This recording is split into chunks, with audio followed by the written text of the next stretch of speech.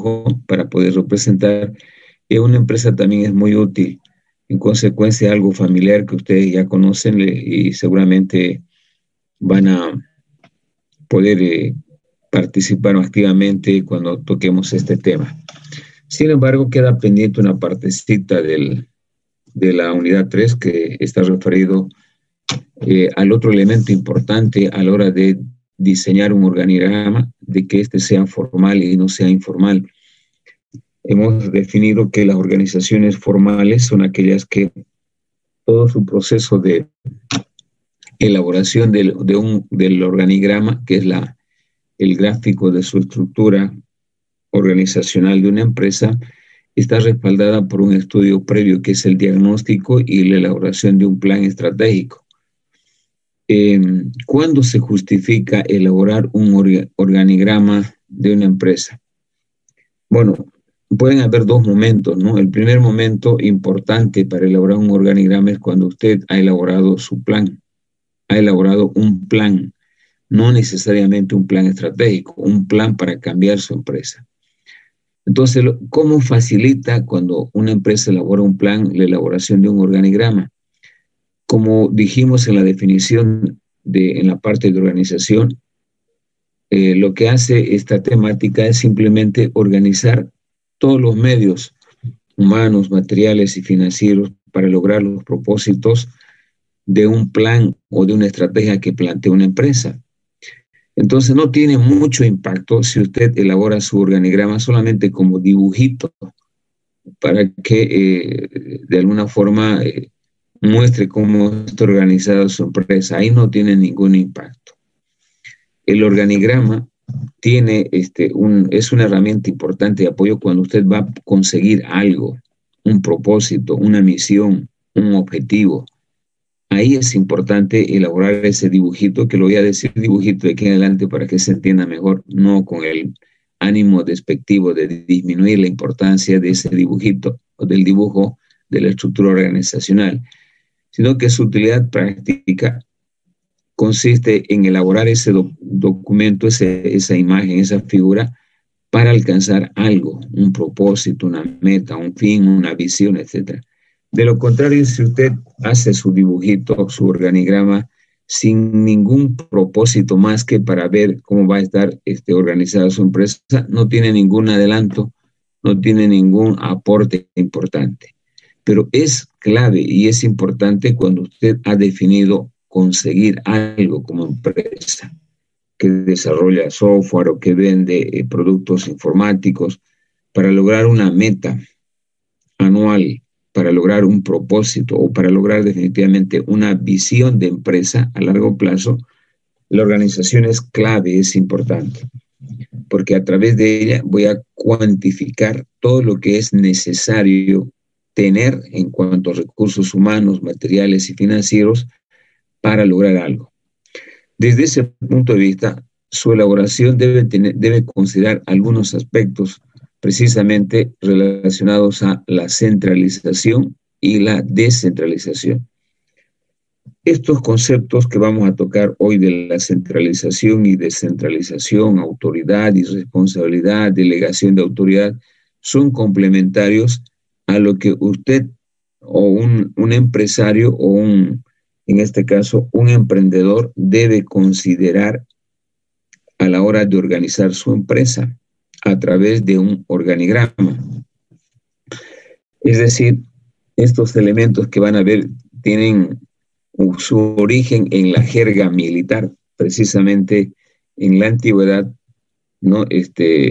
Las empresas tomaban como ejemplo lo que pasaba en el ejército, lo que pasaba en la iglesia, ¿no? Es por eso que siempre se habla en la parte de los militares, que hay un solo general, en la iglesia hay un solo papa, y en una empresa debe haber un solo gerente.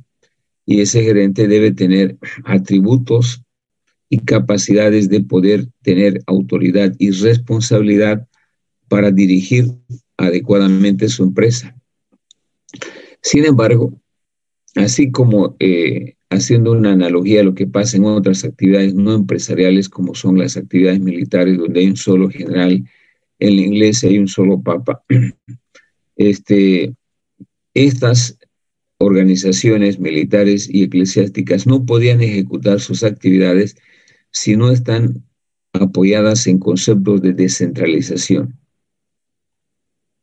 La descentralización, que es lo opuesto a centralización, implica obviamente delegar autoridad a mandos inferiores en una empresa para que se ejecuten como se había planificado, debido a que básicamente es muy difícil que un gerente, ya sea de una empresa de hardware o software, sea todólogo. Cuando digo todólogo me refiero básicamente a que puede ejecutar la mayor parte de las actividades dentro de una empresa. La gestión en una empresa, particularmente una empresa de desarrollo de software o venta de insumos informáticos, no debe estar centralizada a lo que va a definir necesariamente el gerente o los accionistas, sino también va a depender mucho de la capacidad de aporte de los mandos medios. Es decir, con esto estoy justificando a que se debe delegar. El gerente de una empresa no puede hacer absolutamente todas las actividades dentro de una empresa. En el proceso de desarrollo de software, ¿no? El propietario de una empresa no va a desarrollar software, no va a hacer la actividad de comercialización de software, no va a hacer al mismo tiempo la actividad de control de los ingresos y gastos que tiene su empresa, etc. Entonces, esas actividades obviamente tiene que delegar a otras personas que forman parte de la empresa para que el proceso sea ágil, eficiente y rápido. De lo contrario, las empresas pierden agilidad de procesos y se hacen burocráticas en el entendido de que son lentas, ineficientes y no responden con facilidad a los cambios que se están dando en el entorno para adaptarse de una mejor forma. Entonces, a la hora de elaborar un diagrama es importante considerar el proceso de centralización o descentralización, dependiendo del tipo de empresa. Es importante definir en qué niveles se va a delegar la autoridad y la responsabilidad. Y finalmente, es importante definir claramente los diferentes niveles, en este caso, de autoridad o los tipos de autoridad más bien que se deben utilizar en una empresa. Porque vamos a ver, hay autoridades, diferentes niveles de autoridad en una empresa. Cuando hablamos de la autoridad máxima, que vienen a ser el gerente, el directorio, los propietarios de una empresa, tenemos las autoridades funcionales, la autoridad técnica, la autoridad de staff. O sea, esos elementos son importantes considerar a medida que vayamos avanzando, obviamente, en los siguientes puntos. Muy bien, hecha la introducción, ahora sí podemos compartir pantalla para poder concluir la unidad 3. Como podrán ver en la imagen que estoy compartiendo antes,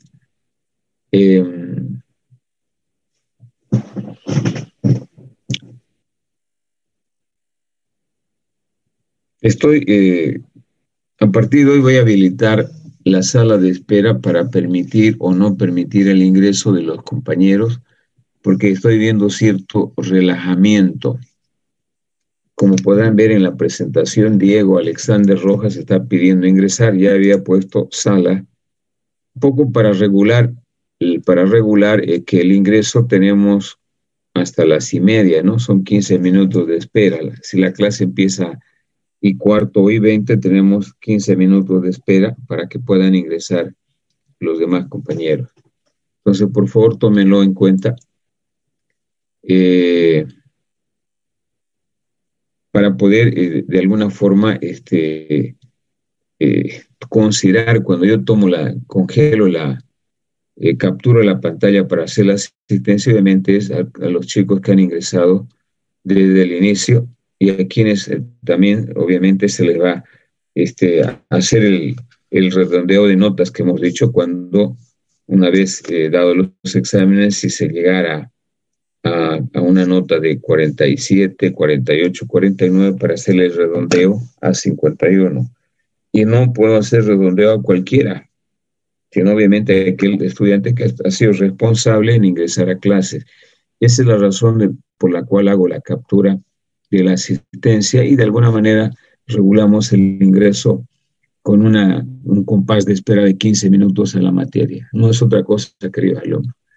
Bien, voy a empezar la explicación de la centralización y descentralización con esta imagen.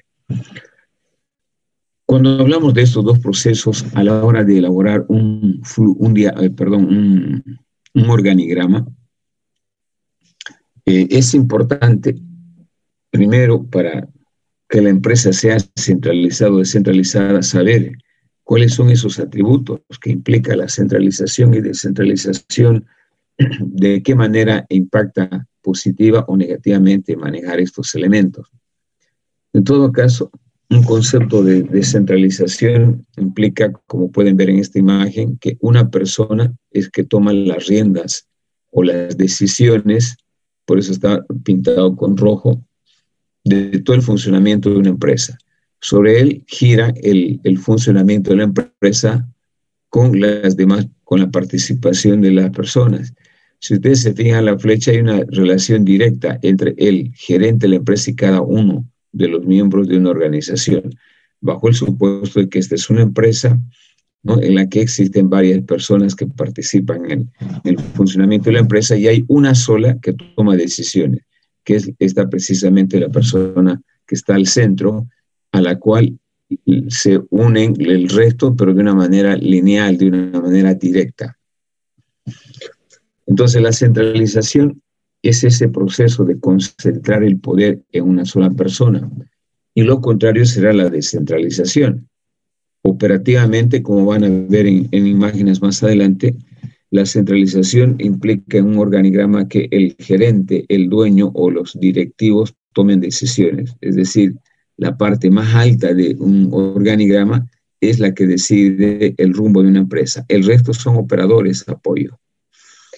En cambio, una descentralización, hay una participación directa, a todos se les delega autoridad y responsabilidad al mismo tiempo. Entonces, todos son responsables de que la empresa crezca, gane plata, etc. En cambio, en una centralizada, el responsable directo es el gerente, el directorio, etc.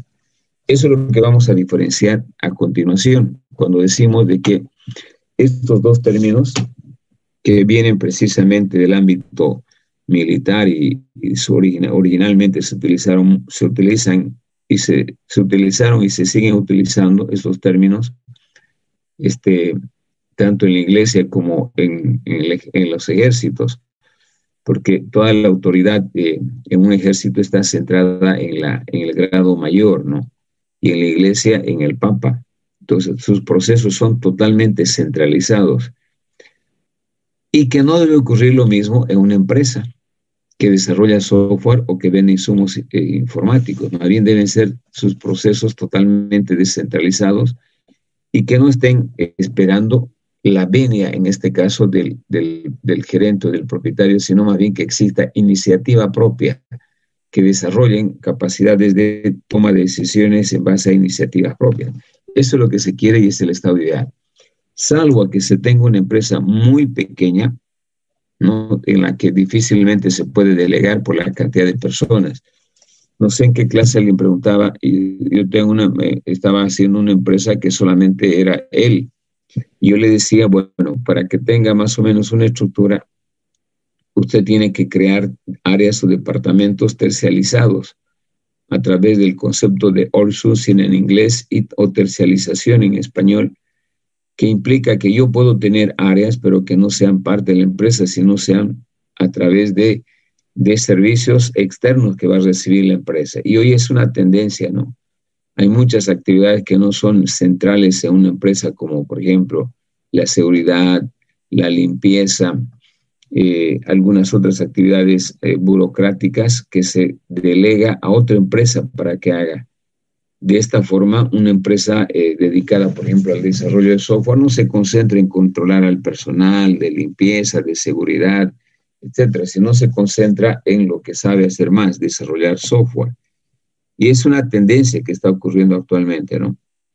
Entonces, los procesos de descentralización y centralización tienen que ver básicamente, ¿no?, para hacer conocer el grado de delegación de la autoridad y responsabilidad.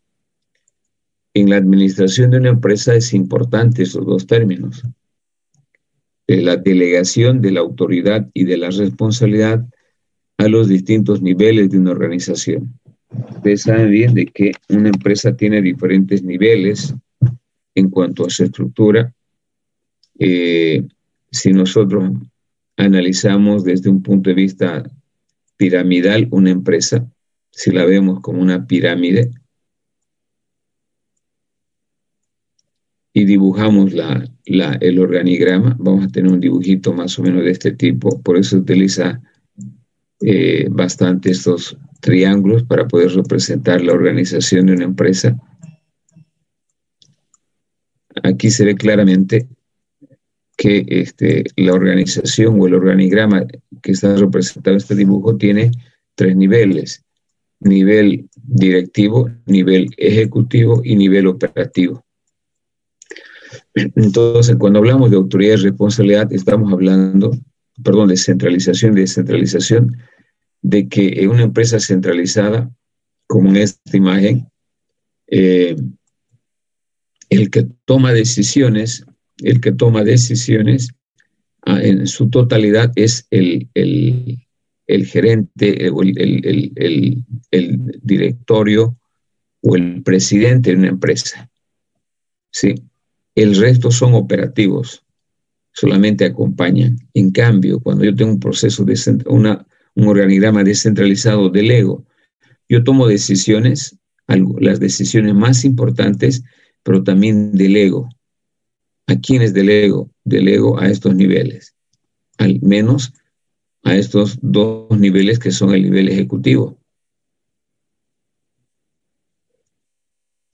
Entonces, una empresa opera mejor, funciona mejor, cuando no depende todas las decisiones solamente del gerente, sino también de los niveles medios, toda vez de que aquí se realizan actividades especializadas y concretas,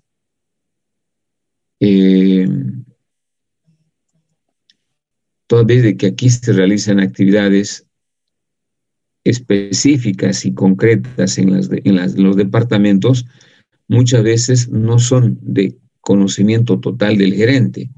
El gerente es una persona que no necesariamente en el campo informático va a saber mucho, sí, de desarrollo de software, y va a tener conectividad por esa razón con el departamento de desarrollo. Sin embargo, con otras actividades de apoyo, como por ejemplo la parte financiera, posiblemente no sea muy de dominio. Entonces, él tiene que delegar. El dueño de la empresa tiene que delegar al área especializada en el manejo financiero de la empresa.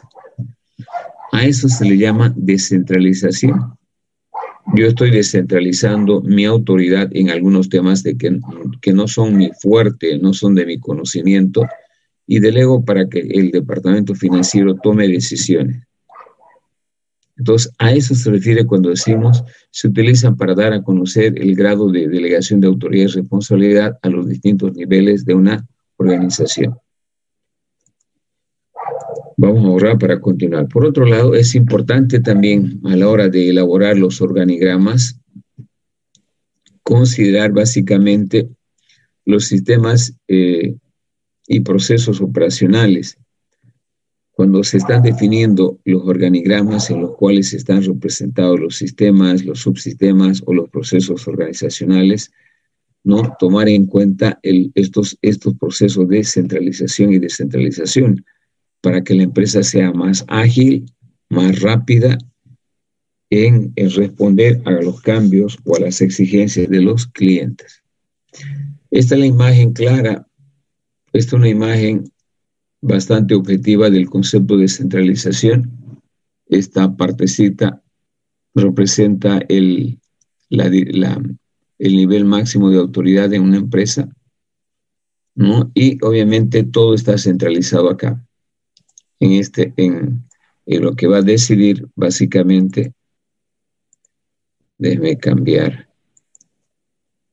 todas las decisiones van a estar concentradas en este nivel. El resto son solamente de apoyo, ¿sí? En la cabeza de la organización, ¿sí? Bien, entonces una empresa es centralizada cuando todas las decisiones o también la mayoría de las decisiones son tomadas en el nivel superior, en este nivel. A esto se llama centralizar, que todas las decisiones las realice la cúpula mayor de una empresa, la parte, si vale el término de gerencia o directorio. Además, cuando se concentra demasiado el poder en una sola persona dentro de una empresa, ¿no? Se puede tener una gestión totalmente ineficiente en el entendido que la parte central o el ejecutivo más importante solamente tome decisiones. Y precisamente esto genera serios problemas, como dice esta parte, en la gestión empresarial, en términos de lentitud en la toma de decisiones, pérdida de oportunidades, tiempo exagerado en dar respuesta a algunas necesidades de la empresa, etc.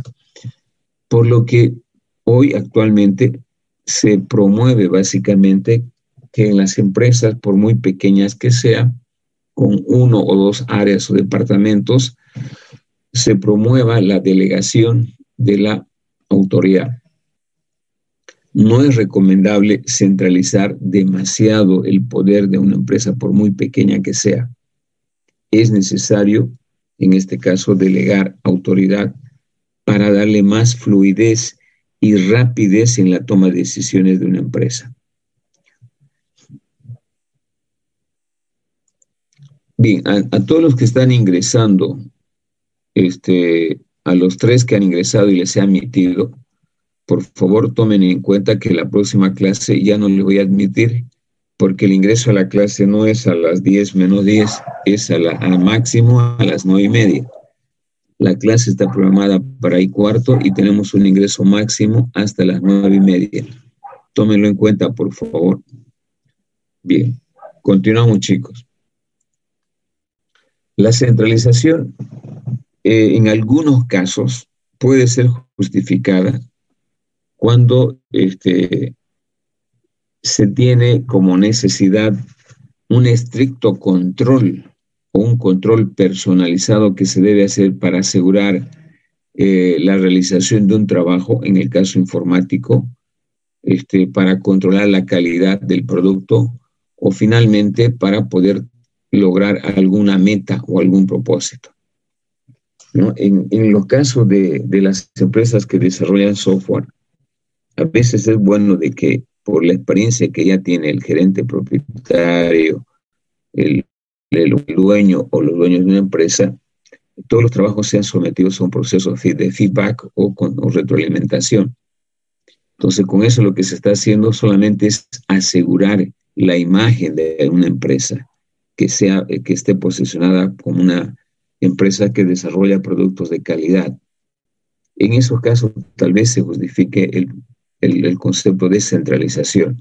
O también en el caso de algunas empresas pequeñas, ¿no? Que no requieren, en este caso, áreas o departamentos y tienen una relación lineal, no funcional con el dueño.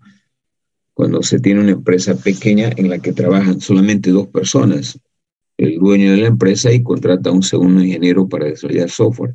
En esos casos, obviamente, no hay necesidad de delegar, pues, ¿no? Porque la empresa es demasiado pequeña y solamente puede operar con la toma de decisiones de una persona. Entonces, tenemos 2 escenarios que justifican la aplicación del concepto de centralización.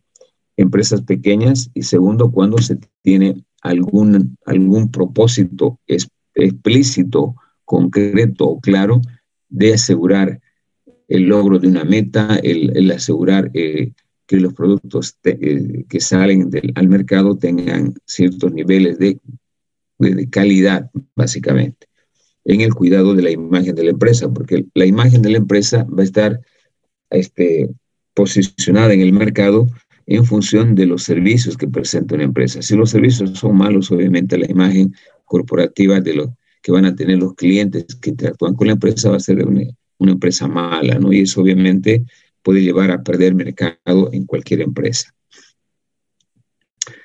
Al margen de que la centralización no es un mecanismo adecuado para la elaboración de los organigramas, tiene algunas ventajas, particularmente, como decíamos, en los círculos de las pequeñas empresas, como por ejemplo, facilita la coordinación de las actividades porque no hay intermediación. La conexión es el dueño o gerente de la empresa versus ingenieros que desarrollan software. No hay intermediario, no hay un departamento de desarrollo de software. Segundo, permite el control centralizado sobre las actividades o los procesos que ejecuta una organización. Bueno, el control centralizado porque no tiene mucha división del trabajo, no tiene muchas áreas la empresa. Tercero, evita la duplicación de funciones, precisamente como hay una relación directa, no hay fuga de información, no hay interpretaciones subjetivas de algunas instrucciones que dé el propietario, y hay una relación directa entre el propietario o el gerente de una empresa versus los desarrolladores de software, por ejemplo, una empresa. Estandariza los procesos operacionales en todos los sectores.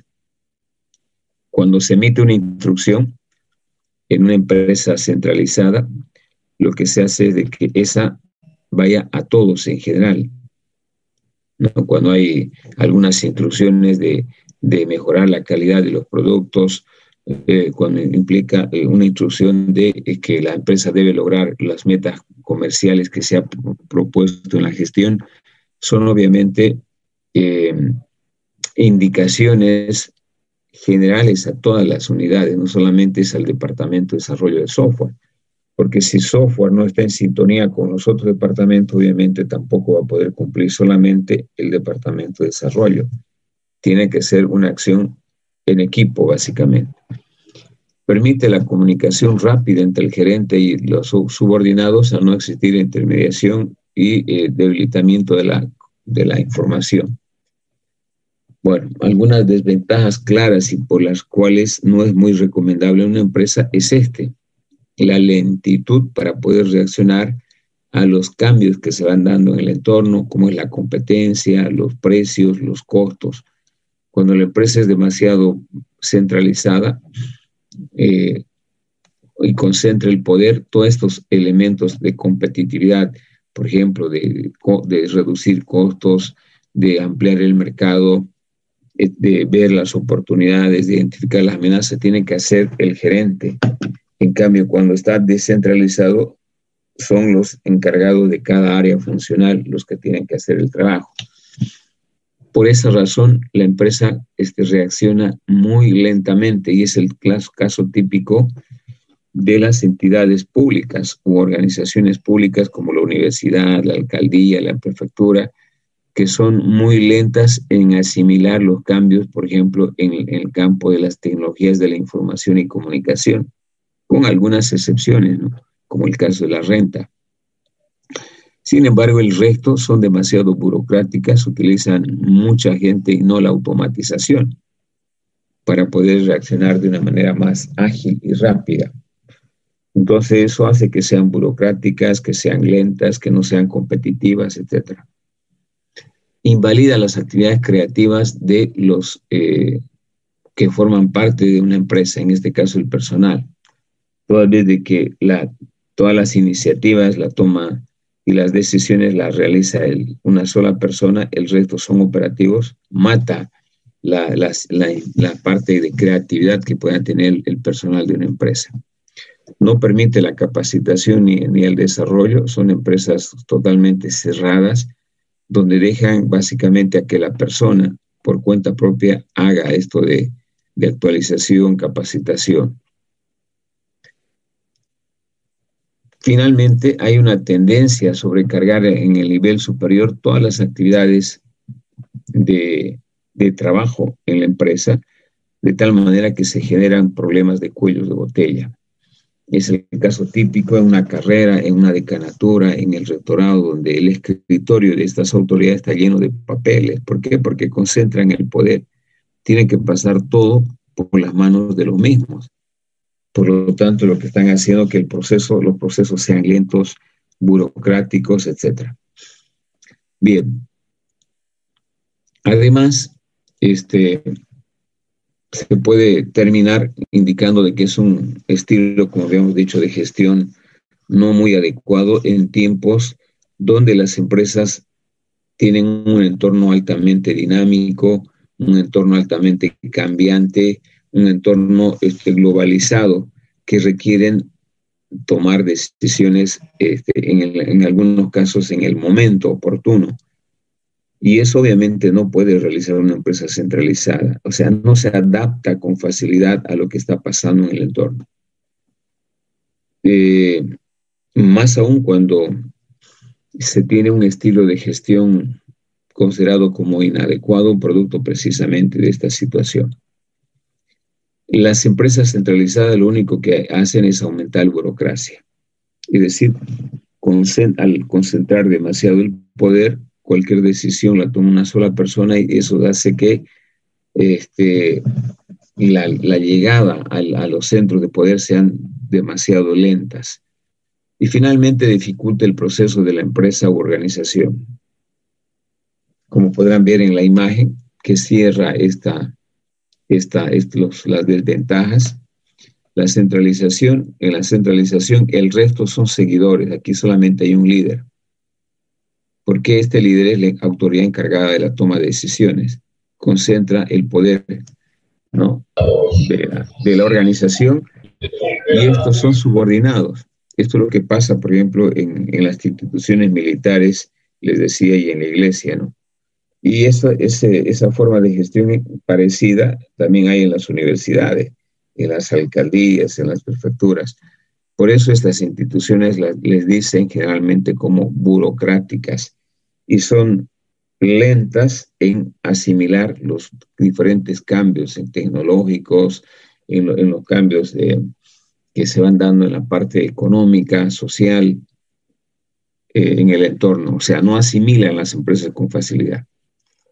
Bien, el otro concepto que también es importante considerar a la hora del diseño organizacional es el concepto de descentralización. Bueno, Diana, lamentablemente ya no lo vamos a aceptar. La descentralización como elemento contrario a lo que acabamos de mencionar. Esta imagen es elocuente. Estamos hablando de que la decisión inicialmente que estaba centrada a este nivel se delega, se comparte, este poder se va transmitiendo a estas otras unidades.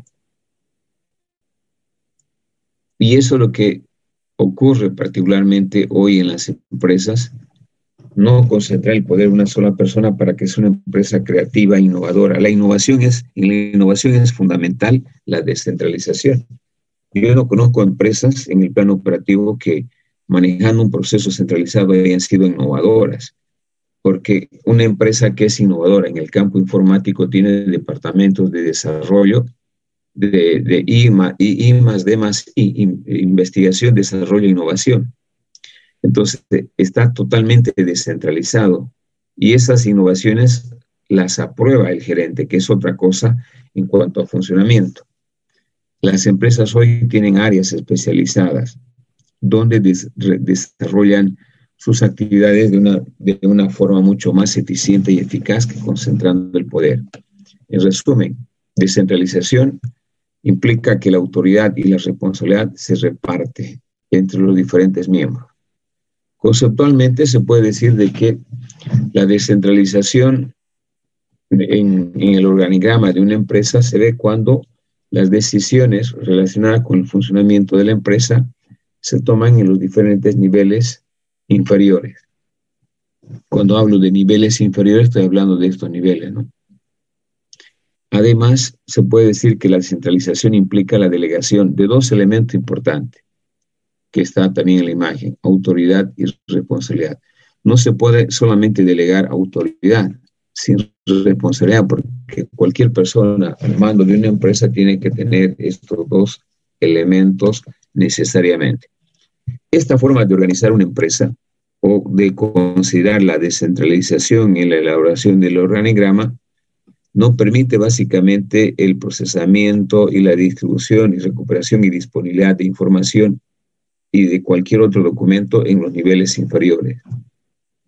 La descentralización en una empresa implica básicamente que el poder se comparte. Todo lo que implica funcionamiento, como dice acá en la parte azul, lo que implica procesamiento, distribución, recuperación y disponibilidad de información, es un proceso que se comparte, ¿no? En base a la responsabilidad que tenga cada autoridad para tomar decisiones. Asimismo, en las organizaciones actualmente en el mundo de la sociedad del conocimiento, en el entorno totalmente disruptivo, es decir, cambios rápidos apoyados fundamentalmente en la tecnología, requieren que las empresas o los organigramas sean totalmente descentralizados. ¿Y por qué que sean descentralizados? Para la toma de decisiones ágiles y rápidas, básicamente, que implique a su vez dar respuesta a los clientes, dar respuesta al entorno que es dinámico y obviamente tomar decisiones en cuanto a amenazas que se presenten a la empresa. Por lo tanto, la descentralización es un requisito importante hoy que deben considerar las empresas al diseñar su organigrama, tomando en cuenta que estamos operando en un mundo totalmente dinámico, innovador, donde el desarrollo científico y tecnológico es acelerado, donde las empresas experimentan cambios disruptivos rápidos apoyados básicamente en las tecnologías de la información y comunicación. Esa es la razón por la cual las empresas deben considerar la descentralización como una herramienta importante de apoyo en los procesos de organización o diseño de elaboración de sus organigramas. ¿Qué ventajas tiene el que yo asuma un proceso descentralizado en mi gestión o en mi organización? Primero, porque facilita la toma de decisiones, ¿no? Y la solución de los problemas que surgen en el funcionamiento de una empresa.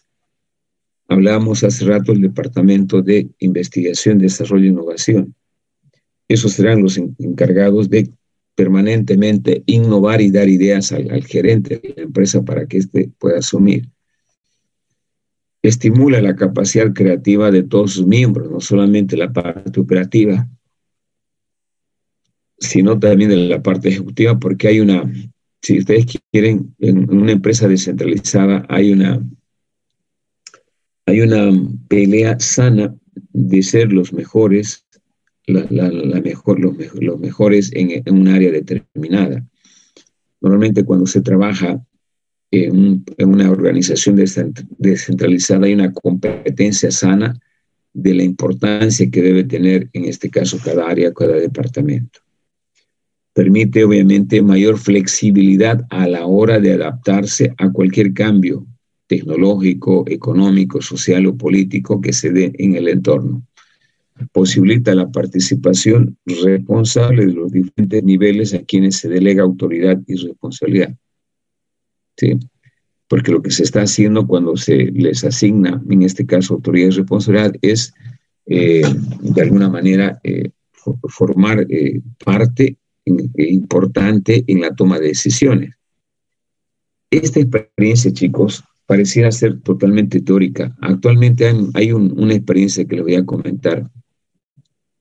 Ustedes conocen el Banco Fácil, ¿no? Me imagino que alguien conoce el Banco Fácil. ¿Alguien conoce el Banco Fácil? Yo lo conozco, ingeniero. ¿Qué característica han visto? ¿Qué característica han visto en esta institución financiera? Que se encuentra por todos lados. Sucursales. Correcto, tiene muchas sucursales, se encuentra por todos lados. ¿Algo más que diferencie del resto de los bancos? Recibo rápido. Sí, aparte de ser un banco rápido, opera de la siguiente manera. Es un proceso, fíjense, si fuera centralizado, con tantas agencias que tiene, ¿creen ustedes que sería un banco ágil? Imposible, imposible. Entonces, este es un reflejo claro de cómo se maneja la descentralización.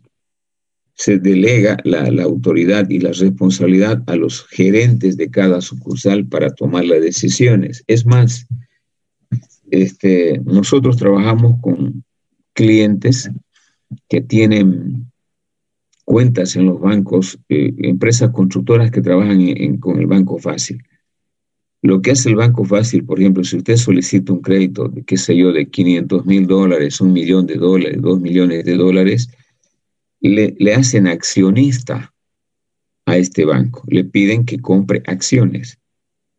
Entonces, lo que están haciendo es básicamente involucrarlos más a esa gente que trabaja con capitales importantes, los involucran haciéndolos parte del banco.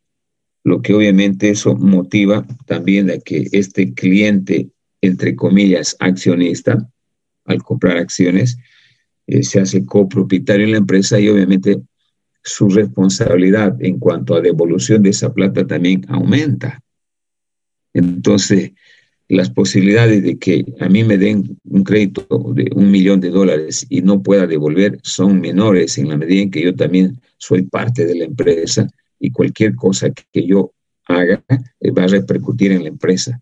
Entonces están haciendo esta estrategia que ya se venía utilizando en las empresas de desarrollo de software en otros países.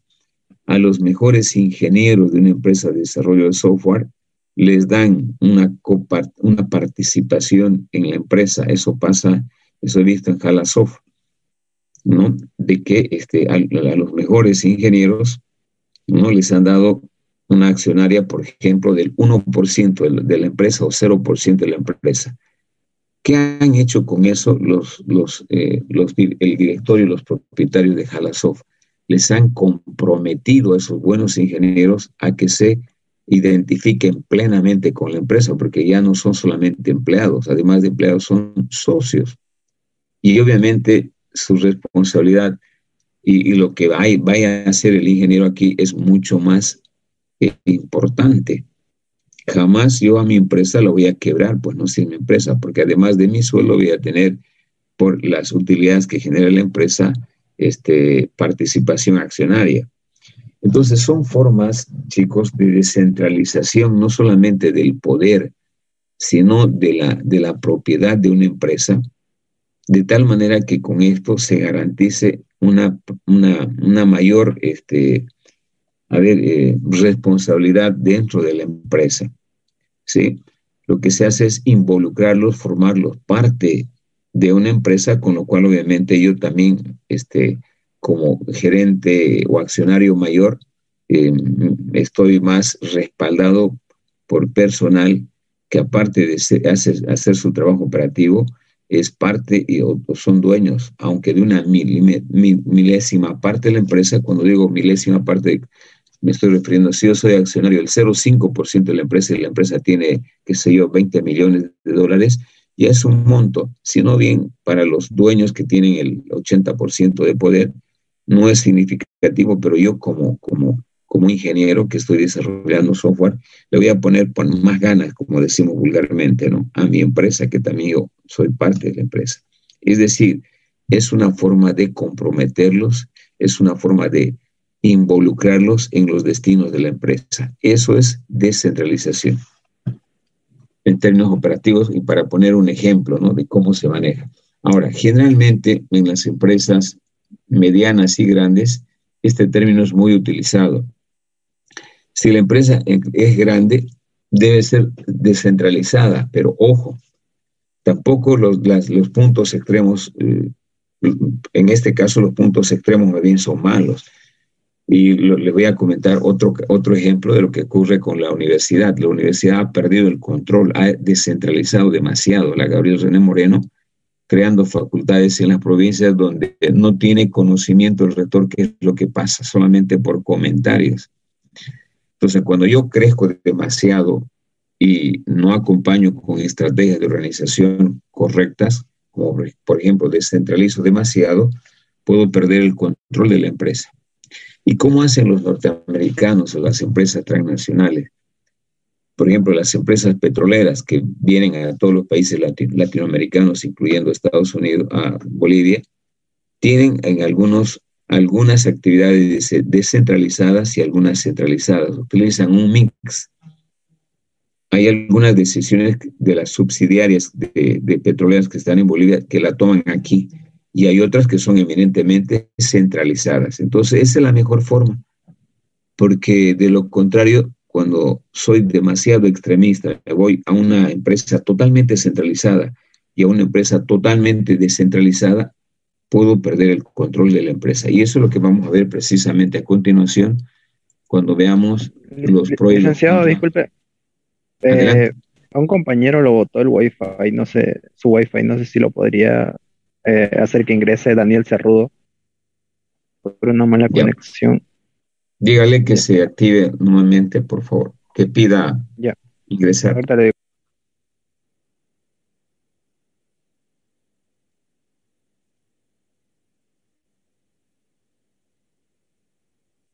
Ya.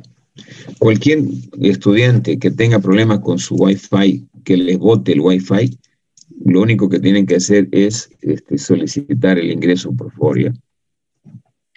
Son variables que no podemos controlar, ¿no? Lamentablemente tenemos un internet tan malo en Bolivia que en algunos casos se van a dar esto, ¿no? Bien, chicos, entonces ya hemos visto un caso de la realidad donde se maneja este concepto de descentralización de una manera bastante objetiva. Eric estaba en clases, ¿alguien vio? Bien.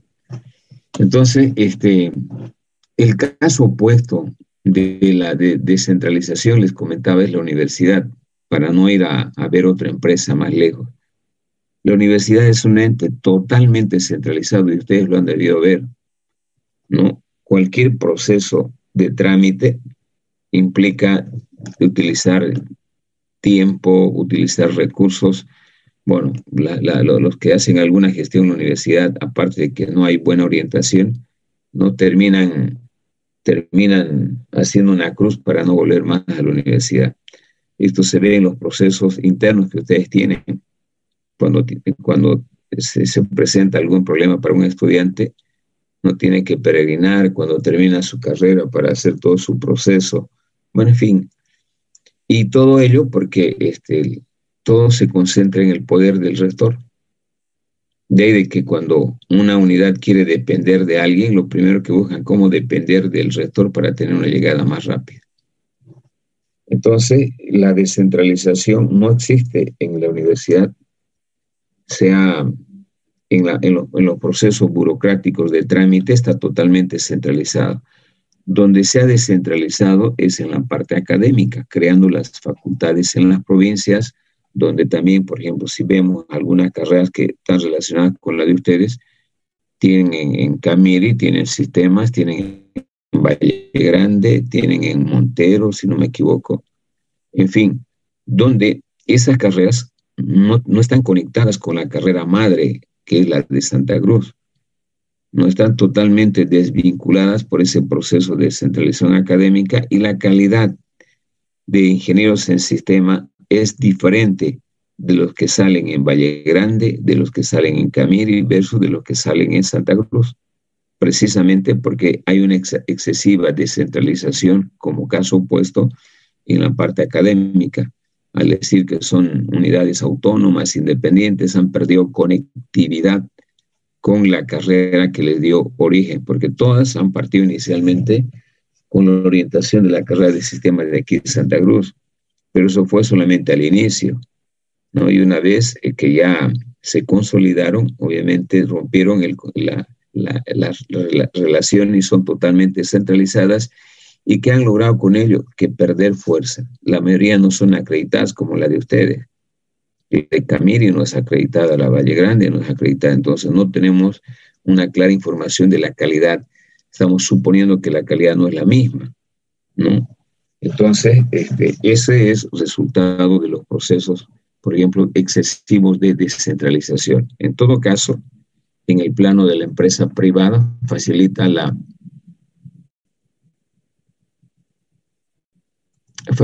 la toma de decisiones y la solución de problemas que surgen con mayor rapidez cuando yo tengo descentralizada, porque cada área, cada departamento toma decisiones. Estimula mucho la capacidad creativa e innovadora de los directivos de los mandos medios, permite mayor flexibilidad y rapidez para poder adaptarse a cualquier cambio que exista en el entorno, posibilita la participación de los responsables inferiores de los mandos medios e inclusive de la parte operativa en la toma de decisiones de una empresa. Asimismo, podemos indicar algunas desventajas. Cuando el proceso de descentralización es demasiado ilimitado, sin restricciones, obviamente puede dar lugar a pérdida de control. Y eso está pasando con las unidades académicas en las provincias versus Gabriel René Moreno. Se están actualmente haciendo maestrías, por ejemplo, en Yapacaní, se hacen maestrías en San Ignacio de Velasco, doctorados, donde no hay ningún control académico, y eso da lugar a que yo me pueda comprar un título. Si usted quiere un título de maestría que en tecnologías de la información, váyase a Valle Grande, que sin pasar clases le van a dar su título. O vaya a Yapacaní. Entonces, esa es la pérdida, obviamente, el riesgo de descentralizar de una forma extrema en este caso, ¿no? Yo no garantizo ya la calidad de los productos. En la empresa privada generalmente no existe, ¿no? Hay descentralización en las unidades académicas de algunas universidades, como la UPSA, si no me equivoco, abrió algunas unidades técnicas en Puerto Suárez, pero hay un control centralizado. La otra desventaja es de que si no se cuenta con un sistema de retroalimentación totalmente informatizado, se pierde fácilmente el control. Por ejemplo, hoy el rector, si ustedes le preguntan acerca de las actividades en la unidad académica de Puerto Suárez, no sabe absolutamente nada, absolutamente nada. O si le preguntan cuántas carreras hay y qué hacen en Yapacaní, también le va a decir que se va a quedar callado, pues, ¿no? Porque han perdido el control, no tiene una conexión. Por el manejo descentralizado de estas unidades implica que los decanos deberían estar conectados a través de un sistema de información donde reporten sus actividades. No son islas estas unidades, son parte de la universidad. Y como no hay un seguimiento y un control, allá hace cada uno lo que quiere y lo que puede. Se ha perdido el control, es una de las desventajas. Asimismo, requiere mano de obra más calificada, de expertos, asesores, que obviamente encaucen la cosa hacia un funcionamiento ordenado. Puede representar mayor costo, por ende, para la empresa. El contratar más gente especializada, más personal, representa un costo adicional para el funcionamiento de la empresa. En conclusión, acá tienen en esta imagen, una imagen resume en 2 palabras toda la parte teórica que han visto y que hemos analizado. La diferencia entre centralización y descentralización. Empresa centralizada, cuando yo elaboro mi organigrama y todo va a depender de esta parte amarilla. La facultad de la toma de decisiones, la autoridad y la responsabilidad la centraliza una sola persona. Empresa descentralizada o organigrama descentralizado. Se toman parte de las decisiones aquí y se delega otra parte a los mandos medios. Y que obviamente es la mejor forma de actuar sin perder, en este caso, sin perder la autoridad, y eso podríamos mostrar acá. Acá también se toman decisiones. Lo voy a pintar con amarillo para que no se crea de que aquí no se toman decisiones. También se toman decisiones, pero también se delega. Estas decisiones se están delegando a los que están con amarillo. Entonces una empresa funciona mejor así, hay mejor inclusive oportunidad para los ingenieros que están en el departamento de desarrollo de software, para otro personal de la empresa de que puedan hacer mejor su trabajo cuando se les delegue y obviamente disminuye la carga de una sola persona que tiene que asumir en una empresa centralizada. Hay más confianza, hay más fluidez de información, hay mayor innovación, creatividad que se toma en cuenta.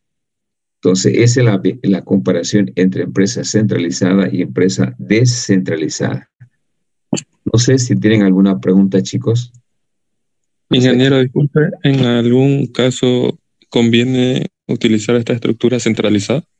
Sí, decíamos, en las empresas particularmente que usted, si usted tuviera una empresa pequeña donde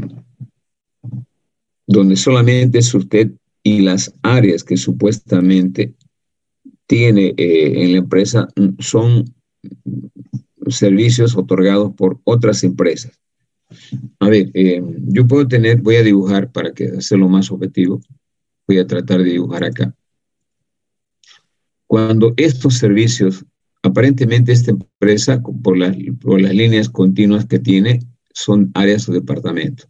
Pero puedo tener yo áreas simbólicas utilizando para ello línea punteada. Cuando yo presento dependencias con línea punteada, como por ejemplo la siguiente, voy a utilizar con rojo. En lugar de representarme esta con una línea continua, la represento con línea discontinua, significa que esta labor la voy a realizar con una empresa externa, que solamente en mi dibujo está presente porque recibo servicios terciarizados. A eso se le llama outsourcing. Y hay empresas, chicos, como la Benetton, hay empresas de confección de ropa, no conozco del área informática, donde la empresa es el dueño de la empresa y un staff, es así. Donde está el dueño de la empresa y un staff de diseñadores y de innovadores, nada más. Entonces, esta empresa es totalmente centralizada. Está ligada directamente, fíjense, del gerente, vamos a colocar acá como gerente, y está ligado directamente al área de diseñadores de Benetton, ¿no? Y al área de venta de franquicias. Entonces, los diseñadores hacen los diseños de los colores, los modelos de ropa, y se compran materia prima de otras empresas, hacen confeccionar con otras empresas. Y aquí solamente están los que hacen la venta de franquicia. Entonces, esta empresa, que es un ejemplo típico de Benetton, tiene agencias o franquicias de todo el mundo, incluyendo Santa Cruz.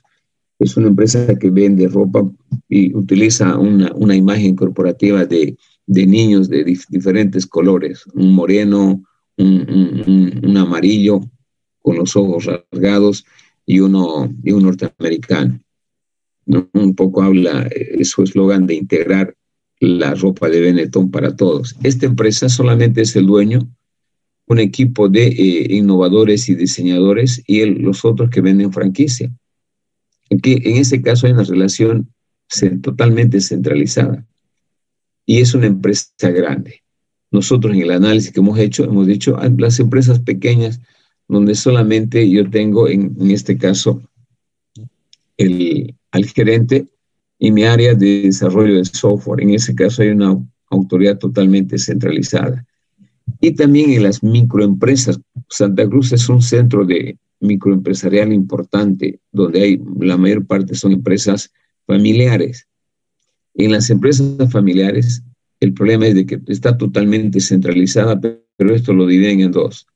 Hay dos gerentes, el esposo y la esposa. Esposo y esposa. Los dos están, el marido y la mujer, son los que lo centralizan todo y mandan órdenes. Hay empresas constructoras actualmente que, no voy a decir obviamente el nombre por razones obvias, que manejamos, hacemos el servicio nosotros, donde están los dos. En otras hay los hijos y el esposo. ¿no? Donde el esposo ya está dejando a los hijos que manejen, pero siguen tomando decisiones los dos. Pues esas empresas son totalmente centralizadas porque no confían, ¿no? En los mandos inferiores, ¿no? Por eso no delegan autoridad. Entonces, en las empresas, en los países donde tienen pequeñas empresas, que son un grueso de la cantidad, utilizan todavía mucho el concepto de descentralizada. Pero cuando hablamos de empresas medianas o grandes, la descentralización también es otra característica de las mismas y que obviamente para poder incursionar a otros mercados, para ser más competitivas, requieren de la descentralización. Bien, no sé si hay alguna otra pregunta.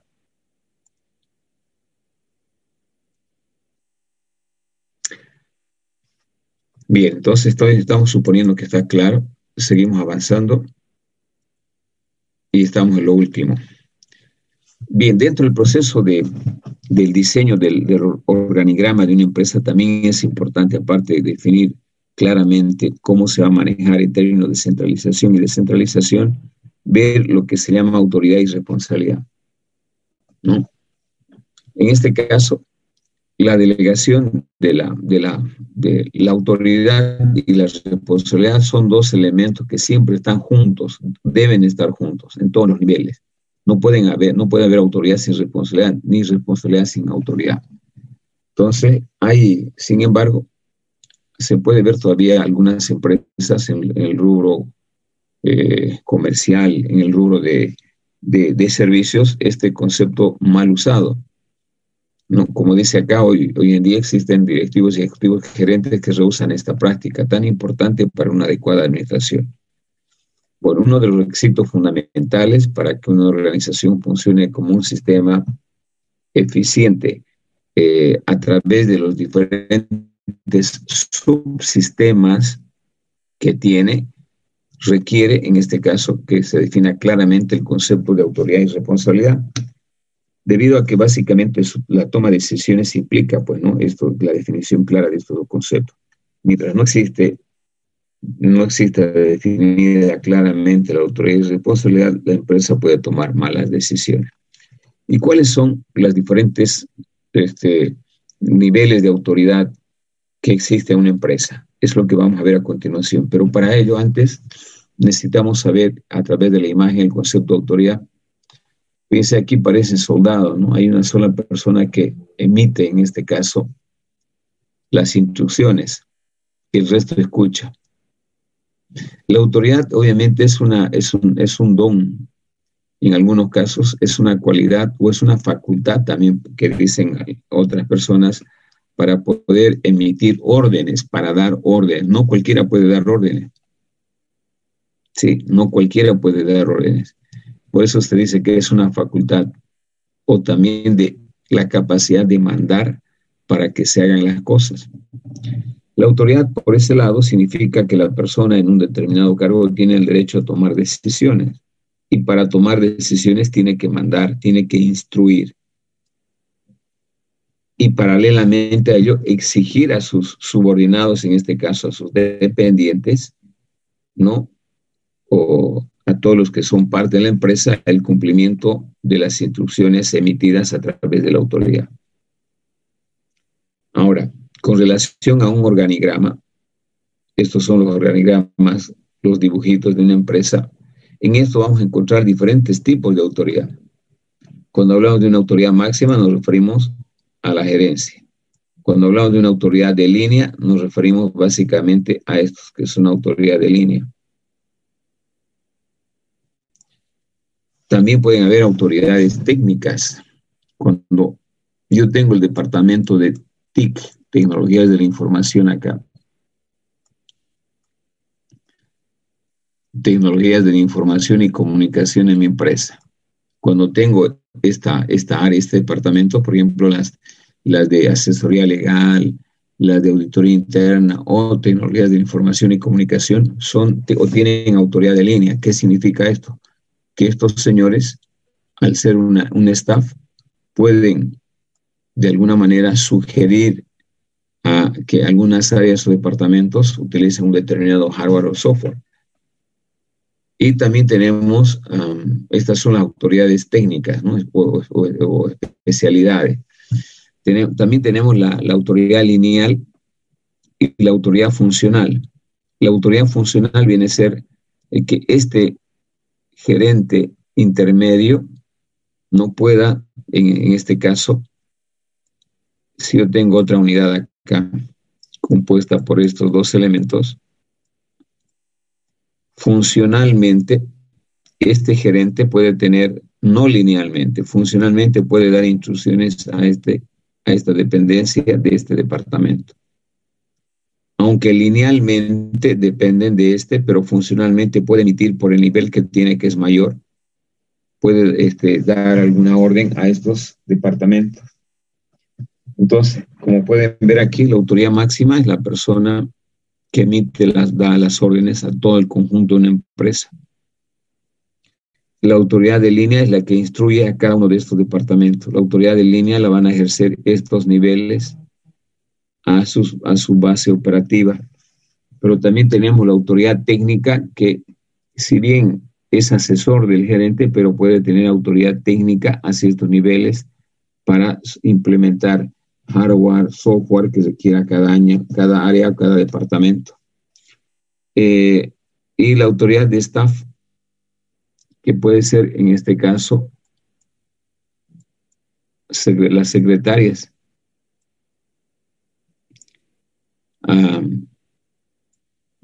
Las secretarias de apoyo, en este caso al gerente, pueden constituirse en autoridad de staff, que es básicamente para apoyar los requerimientos, en este caso del rector, o perdón, del gerente de una empresa.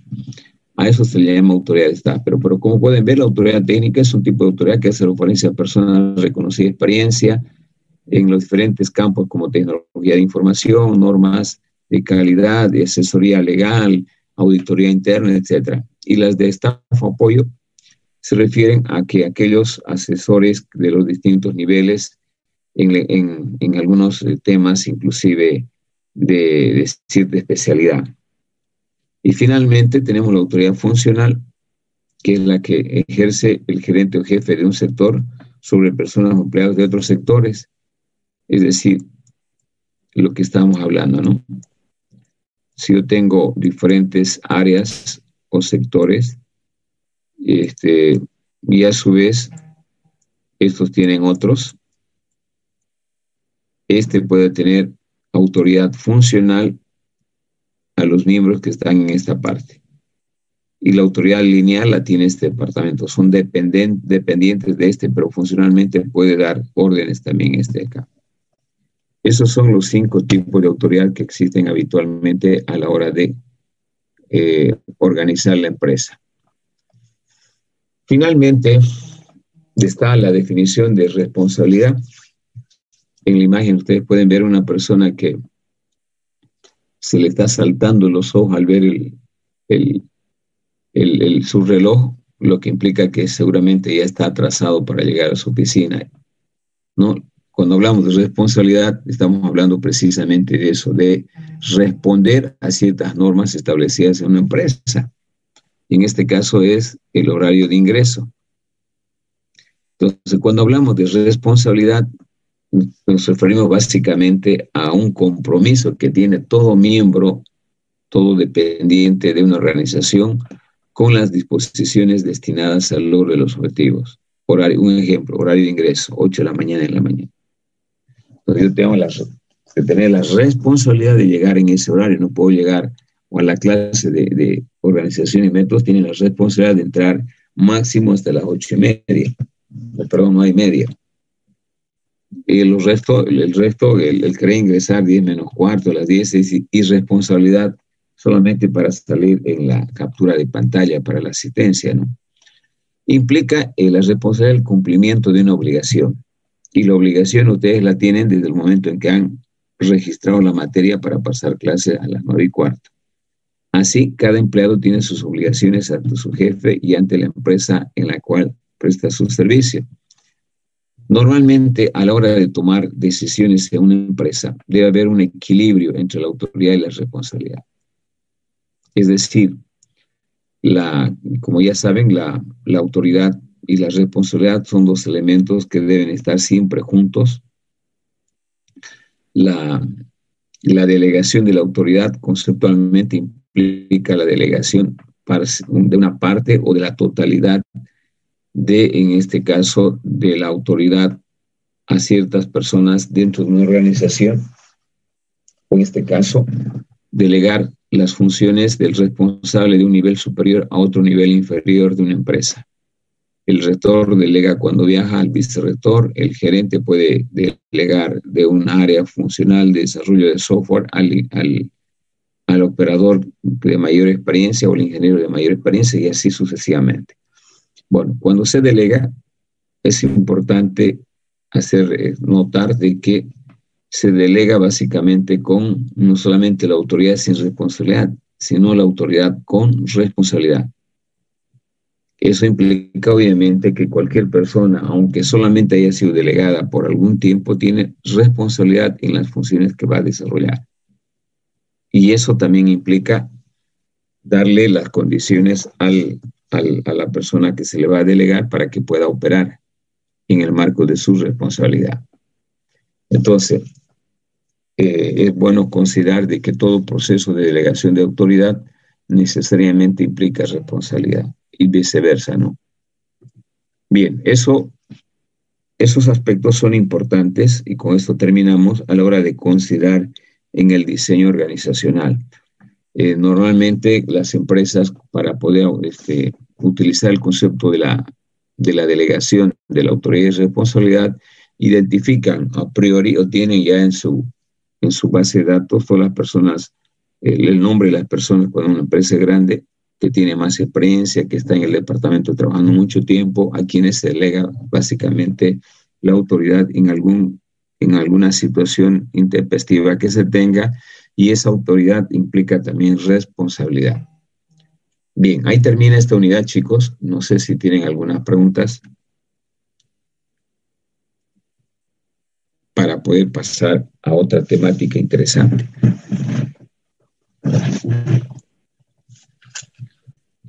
Bien, vamos a abrir, por lo menos vamos a empezar con el nuevo tema hoy.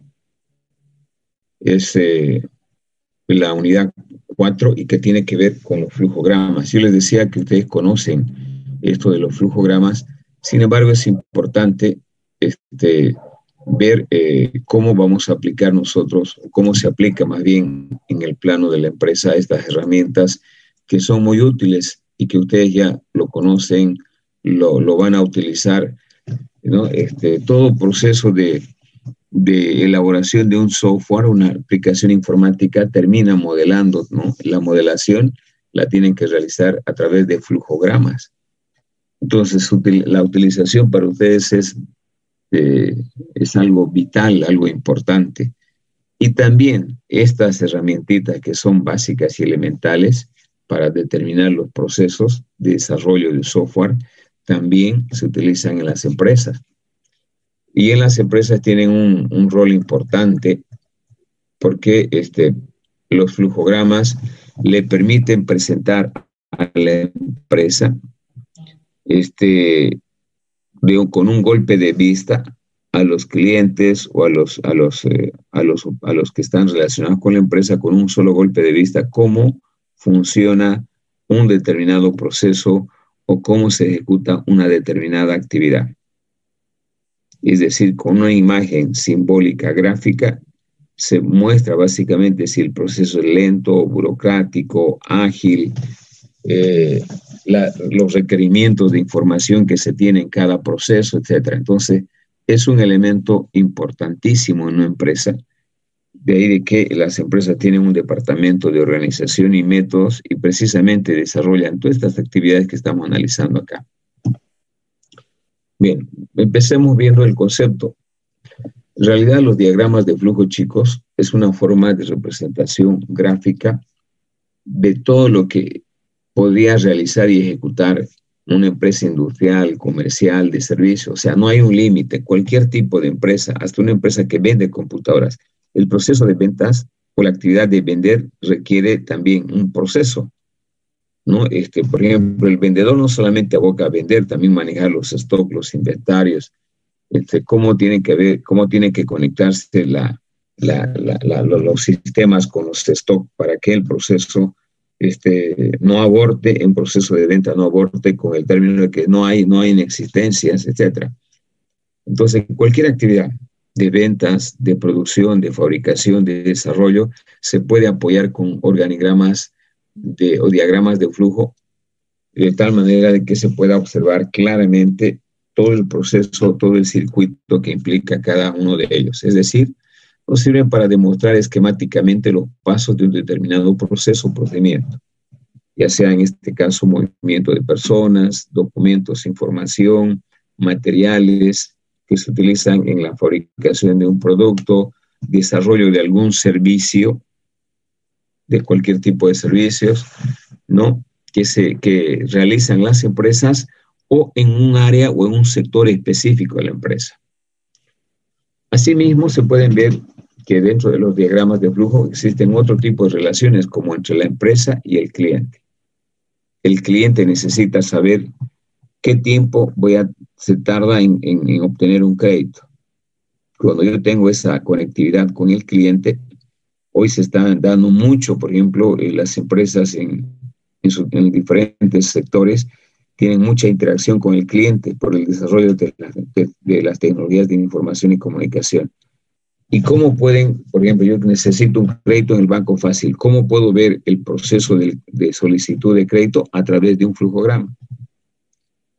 ¿Cómo puedo hacer una compra de algún producto? También puedo hacer a través de un flujograma, ¿no? Que es una forma gráfica, simplificada, muy objetiva para poder realizar un determinado proceso.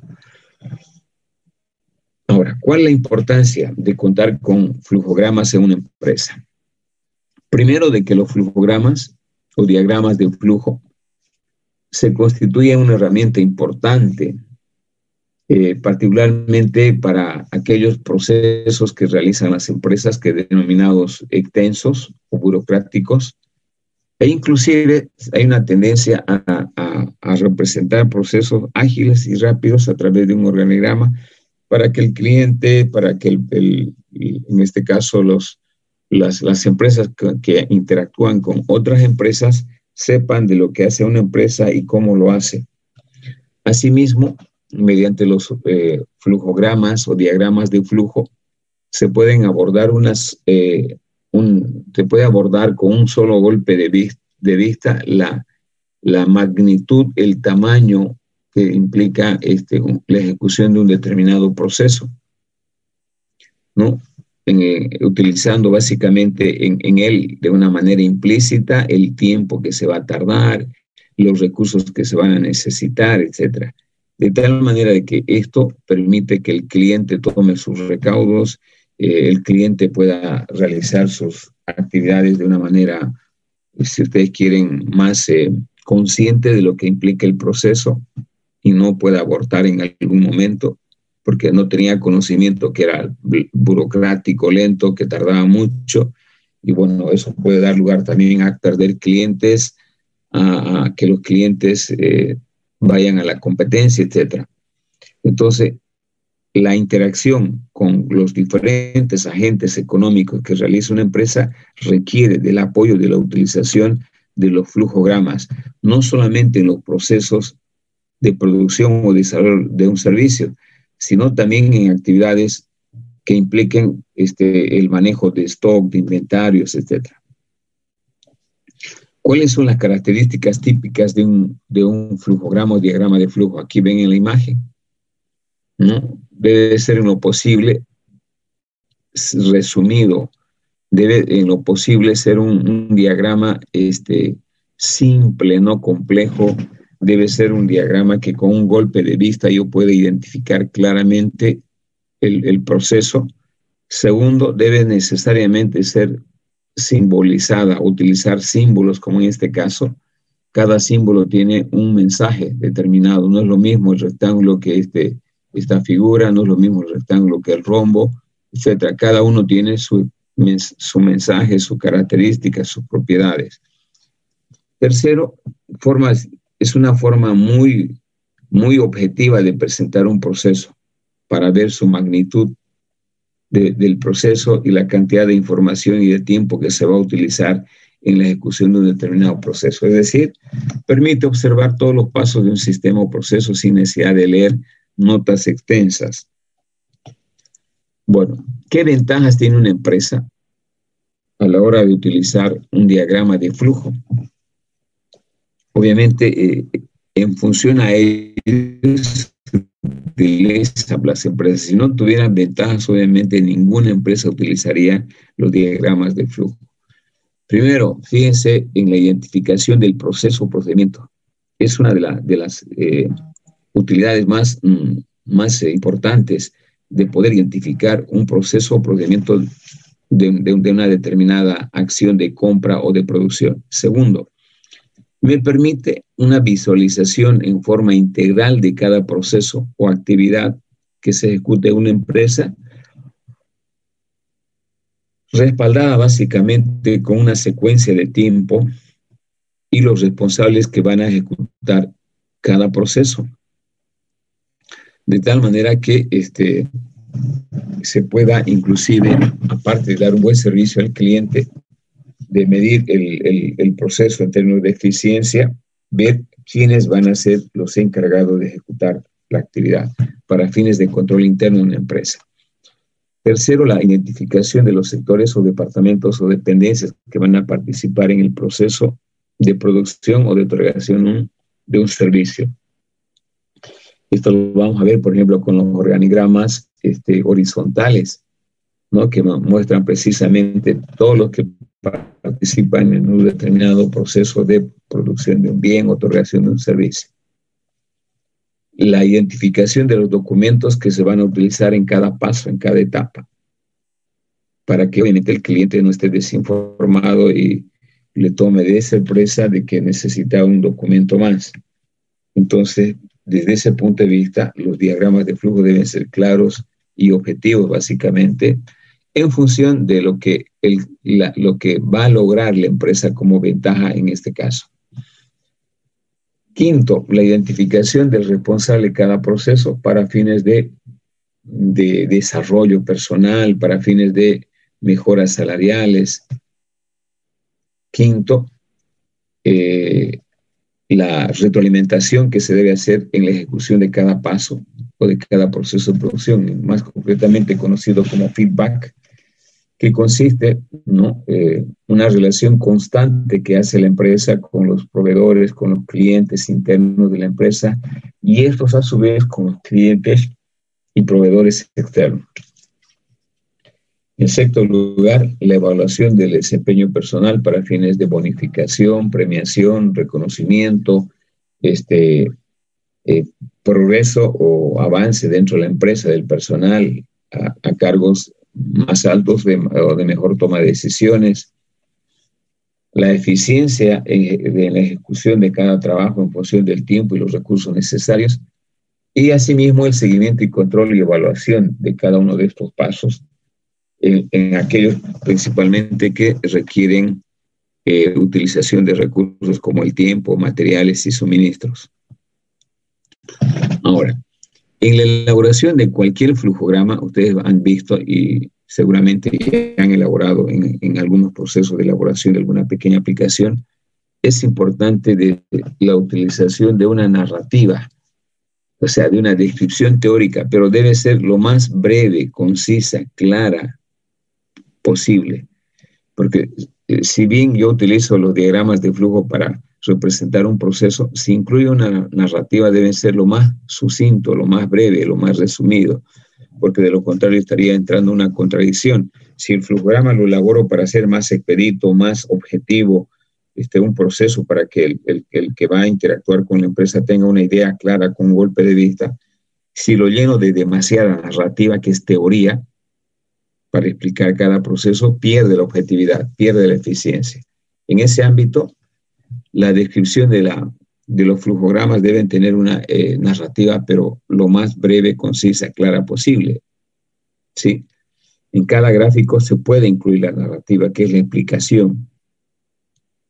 En esta parte se describen los pasos del proceso, procedimiento, especificando, por ejemplo, quién hace, cómo lo hace y dónde lo hace en cada paso, con la indicación de la sucesión cronológica en cuanto al tiempo y la secuencia concatenada de una tras otra de la ejecución de las diferentes acciones. Al redactar los pasos del proceso es recomendable utilizar estos aspectos. Utilizar frases concisas, pero a la vez también completas. No por resumir y hacerlo conciso voy a dejar de hacerlo claro un proceso. Por ejemplo, recibe la solicitud de crédito en duplicado, controla y registra los datos de la misma, permite el original a tesorería y la copia al archivo, en este caso. Evita utilizar de términos técnicos para que sea inteligible por cualquier persona, tenga formación técnica o no de algún proceso.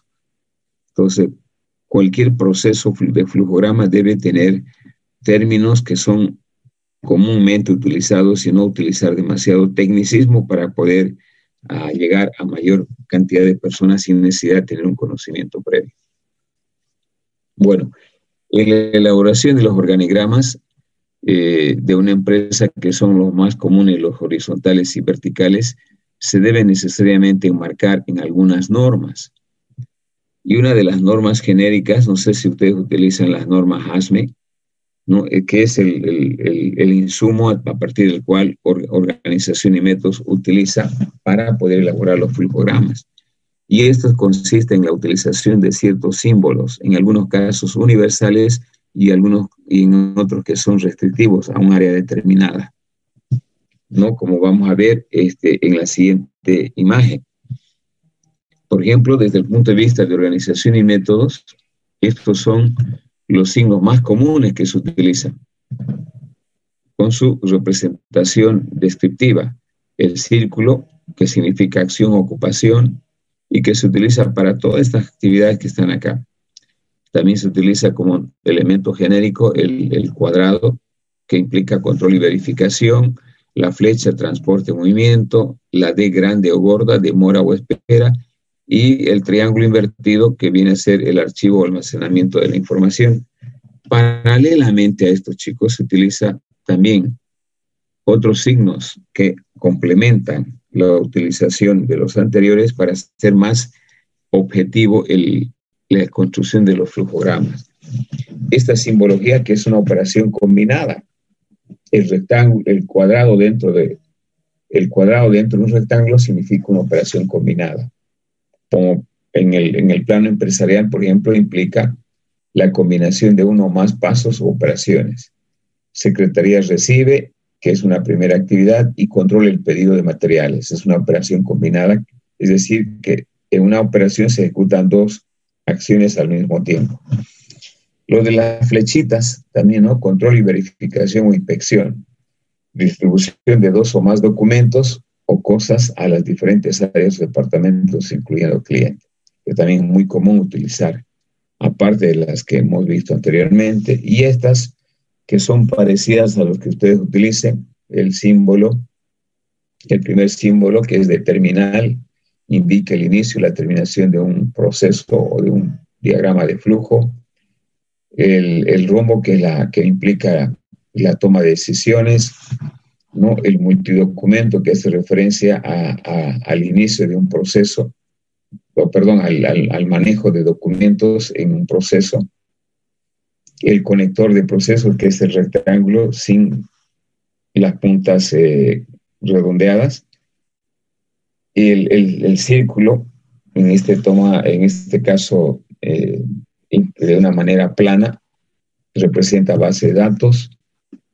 El rectángulo llano, que representa actividad sin sombra. La diferencia entre todos está básicamente por la sombra. El documento clásico de representación en uno solo, la inspección o firma, el archivo y finalmente los flujos, que son parecidos a los que habitualmente como utiliza la simbología clásica de organización y métodos, que son estas son las clásicas, ¿no? y también se ven apoyadas por estas otras que estamos analizando. Bien. Hasta aquí, continuamos la próxima clase. No sé si tienen alguna pregunta.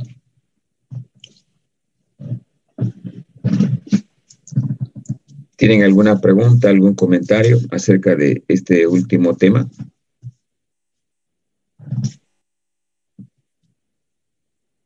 Muy bien. Activen la cámara. Sí, adelante, Harold.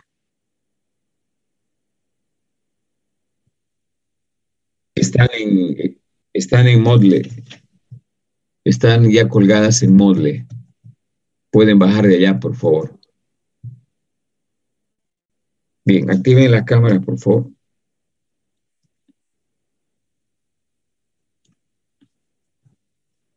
Un minutito.